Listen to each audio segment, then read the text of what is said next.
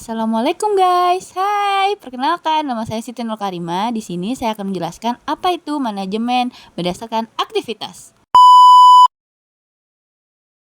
Selanjutnya saya akan menjelaskan apa itu manajemen berdasarkan aktivitas. Adalah pendekatan dalam pengelolaan organisasi yang berfokus pada pemahaman dan pengelolaan aktivitas-aktivitas yang terlibat dalam proses bisnis.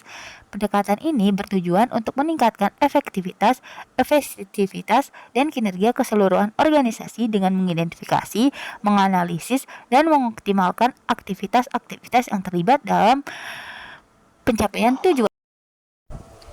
Berikutnya ada beberapa konsep utama dalam manajemen berbasis aktivitas. Pertama, identifikasi aktivitas. Langkah pertama dalam manajemen berbasis aktivitas adalah mengidentifikasi semua aktivitas yang terlibat dalam suatu proses bisnis. Aktivitas ini mencakup tugas, pekerjaan, atau operasi yang harus dilakukan untuk mencapai hasil akhir. Kedua, menganalisis aktivitas. Setelah aktivitas telah diidentifikasi, langkah berikutnya adalah menganalisis. Ini melibatkan pengumpulan data tentang waktu yang diperlukan, sumber daya yang digunakan, dan biaya yang terkait dengan setiap aktivitas. Ketiga, mengoptimalkan aktivitas. Setelah aktivitas dievaluasi, langkah selanjutnya adalah mengoptimalkan. Ini mencakup pengurangan waktu yang dibutuhkan, pengurangan biaya, atau peningkatan kualitas. Selanjutnya, ada prioritas aktivitas. Tidak semua aktivitas memiliki dampak yang sama terhadap tujuan organisasi. Manajemen berbasis aktivitas membantu organisasi untuk memprioritaskan aktivitas-aktivitas yang paling penting dan mengalokasikan sumber daya dengan bijak. Selanjutnya ada konsep terakhir dari konsep utama manajemen berbasis aktivitas adalah pemantauan dan perbaikan berkelanjutan. Manajemen berbasis aktivitas adalah proses berkelanjutan.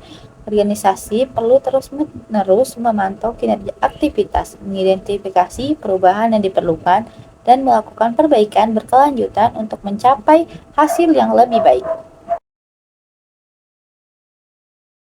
Manajemen berbasis aktivitas dapat digunakan dalam berbagai bidang, termasuk manufaktur, pelayanan, dan sektor publik.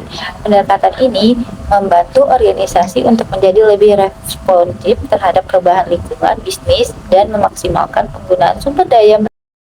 Berikut ada beberapa dampak positif dan negatif dari manajemen berdasarkan aktivitas. Dampak positif dari manajemen berdasarkan aktivitas ada 1. Penghematan biaya, membantu organisasi mengidentifikasi aktivitas yang menghabiskan banyak sumber dana dan kemudian mengambil langkah-langkah untuk mengurangi biaya tersebut. Kedua, peningkatan efisiensi. Dengan menganalisis aktivitas-aktivitas, organisasi dapat meningkatkan efisiensi operasional mereka. Ketiga, peningkatan kualitas, membantu organisasi memahami aktivitas yang mempengaruhi kualitas produk atau layanan mereka. Ini dapat mengarahkan pada peningkatan kualitas. Yang keempat, ada peningkatan pengambilan keputusan, memberikan data yang lebih akurat dan relevan bagi manajer dan memungkinkan mereka membuat keputusan yang lebih baik. Dampak negatif manajemen berdasarkan aktivitas ada pertama, biaya implementasi. Implementasi ini bisa mahal dan memerlukan sumber dana yang signifikan. Kedua, ada ketidakpastian data, pengumpulan data, dan analisis data aktivitas yang bisa rumit dan hasilnya mungkin kurang pasti jika tidak dilakukan dengan benar. Ketiga, perlawanan dari karyawan, perubahan dalam cara bekerja seringkali dihadapi dengan resistensi dari karyawan yang sudah terbiasa dengan cara kerja yang lama. Keempat, kemungkinan over-optimasi. Terlalu banyak fokus pada pengurangan biaya dapat mengakibatkan pengurangan aktivitas yang mungkin penting untuk jangka panjang.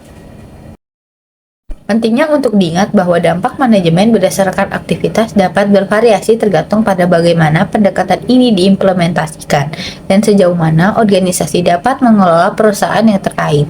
Kesuksesan manajemen berdasarkan aktivitas tergantung pada kemampuan organisasi untuk menggunakan data aktivitas dengan bijak untuk mencapai tujuan bisnis mereka.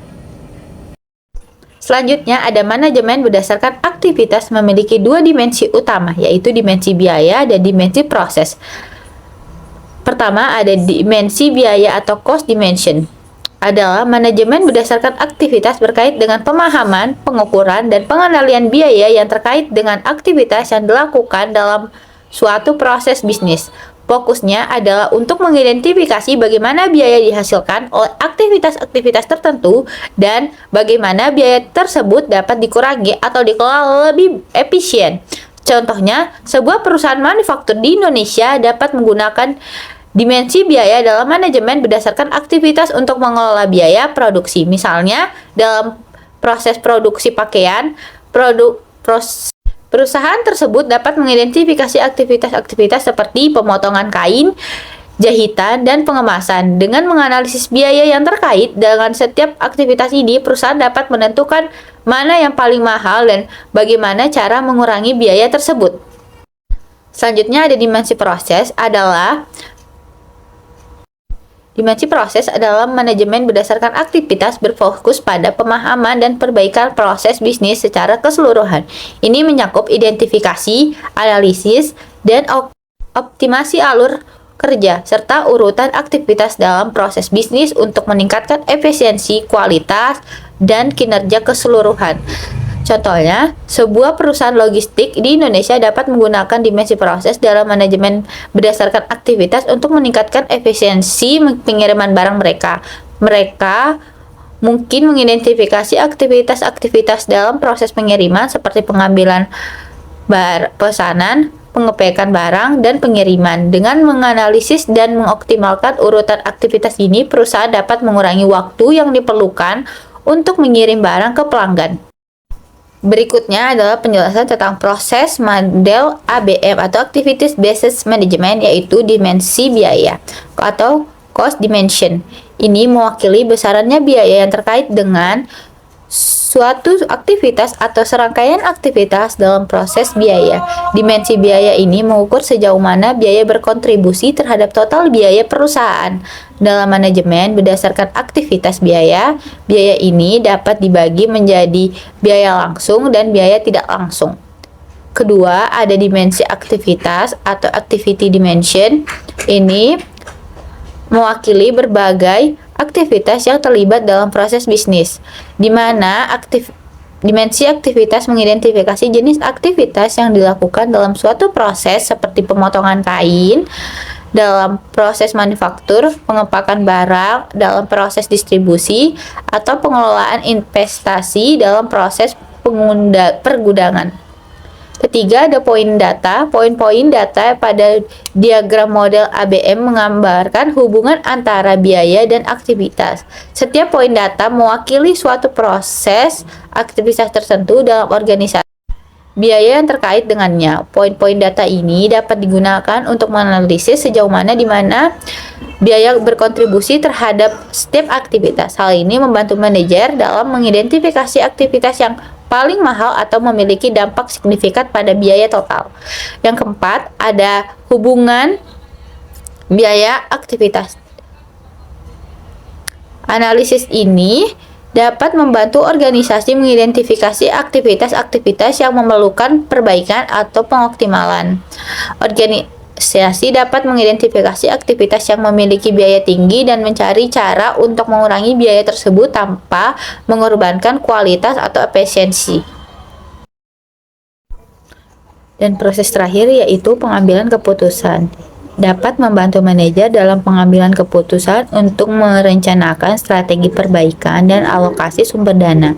Ini memungkinkan mereka untuk fokus pada aktivitas yang memiliki nilai tambah besar dan mengurangi aktivitas yang tidak memberikan nilai tambah yang signifikan.